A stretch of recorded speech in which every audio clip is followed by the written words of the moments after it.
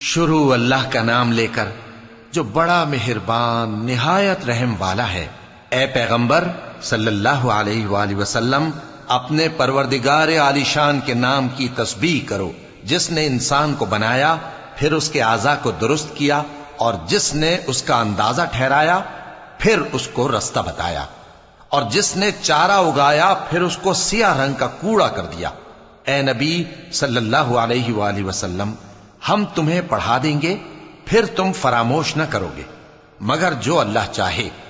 وہ کھلی بات کو بھی جانتا ہے اور چھپی کو بھی، اور ہم تم کو آسان طریقے کی توفیق دیں گے، سو جہاں تک نصیحت کے نافع ہونے کی امید ہو نصیحت کرتے رہو۔ جو خوف رکھتا ہے وہ تو نصیحت حاصل کرے گا، اور بے خوف بدبخت اس سے کترائے گا۔ جو بڑی تیز آگ میں داخل ہوگا، پھر وہاں نہ مرے گا اور نہ جیے گا۔ بے شک وہ مراد کو پہنچ گیا جو پاک ہوا، اور اپنے پروردگار کا نام لیتا رہا اور نماز پڑھتا رہا۔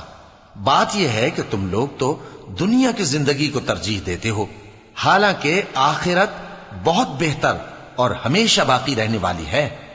یہی بات پہلے صحیفوں میں بھی درج ہے، یعنی ابراہیم اور موسیٰ کے صحیفوں میں۔